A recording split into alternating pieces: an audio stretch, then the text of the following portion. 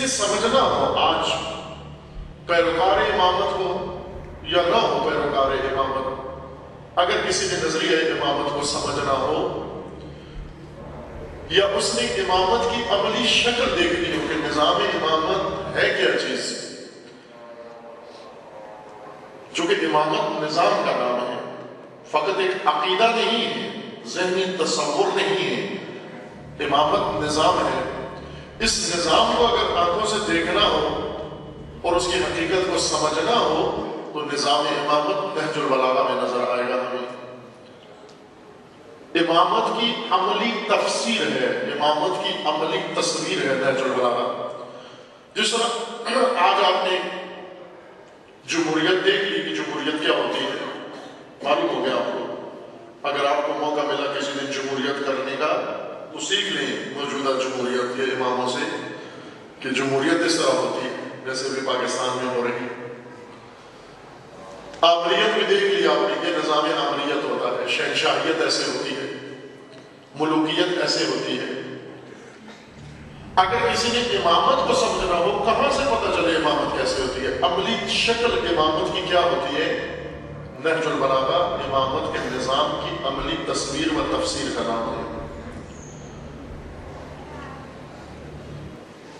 اور امامت کا نظام انسان کی زندگی سے ہر شعبے سے ہے، فرق ہے امامت کے نظام میں اور جمہوریت میں۔ جمہوریت کا تعلق فقط اقتدار سے ہے، ایک طبقہ جمہور کی مدد سے اقتدار میں آ جائے اور جمہور کی ووٹوں سے منتخب ہو کر ان کے اوپر حکومت کرے، نظم و نسق قائم کرے۔ جمہور جو جی میں آئے کرے، جمہور جیسے مرضی ہو کرے۔ نظام جمہوریت کے اندر نظام جمہوری ذمہ دار نہیں ہے لوگوں کی عاقبت کا، لوگوں کی ہدایت کا۔ لوگ جو مرضی ہے کریں، پڑھیں نہ پڑھیں، حق پہ جائیں نہ حق پہ جائیں، فقط جمہور کو روٹی کپڑا اور مکان ملنا چاہیے۔ اور وہ بھی آپ نے دیکھ لیا کہ روٹی کپڑا اور مکان جمہوریت سے کیسے نصیب ہوتا ہے انسان کو۔ امامت کا نظام صرف روٹی کپڑا مکان کا نظام نہیں ہے، امامت کا نظام خداوند تبارک و تعالیٰ نے انسان کی ہدایت کے لیے مقرر کیا ہے۔ امامت جمہوریت میں انسان 18 سال کا ہو یا 20 سال کا ہو، ووٹر بنتا ہے تو حصہ بنتا ہے جمہوریت کے نظام کا۔ لیکن امامت کے نظام میں انسان پیدا ہوتے ہی نظام امامت کے تحت آ جاتا ہے اور امامت کا اس سے سروکار شروع ہو جاتا ہے۔ جمہوری نظام میں یا غیر امامت کے علاوہ دیگر نظاموں میں انسان کی زندگی کا ایک انفرادی پہلو ہے اور ایک سیاسی اجتماعی پہلو ہے۔ انفرادی پہلو اس کا پرائیویٹ پہلو ہے، اپنی زندگی کا پرائیویٹ حصہ ہے۔ اس پرائیویٹ پہلو سے حکومت کو یا جمہوریت کو کوئی حق نہیں پہنچتا۔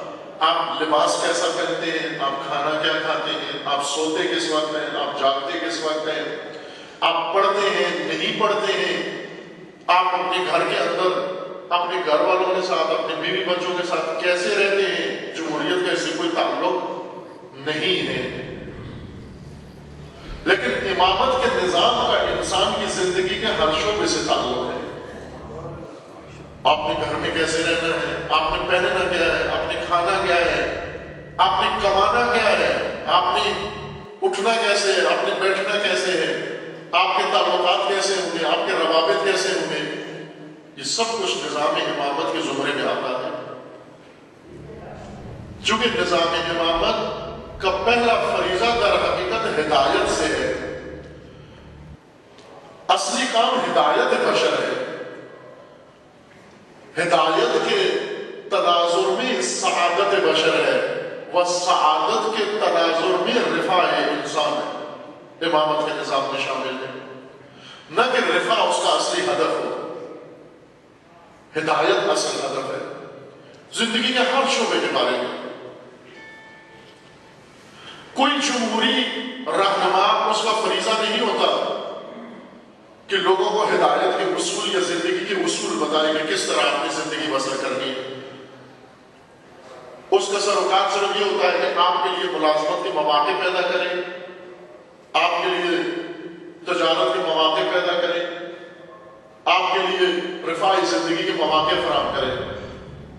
اس سے زیادہ اس کو کوئی سروکار نہیں۔ ہدایت کے مواقع فراہم کرنا، ہدایت کی فرصتیں ایجاد کرنا، یہ فقط نظام امامت کے اندر شامل ہے۔ نظام امامت کے علاوہ کسی امامت کسی نظام کا حصہ نہیں۔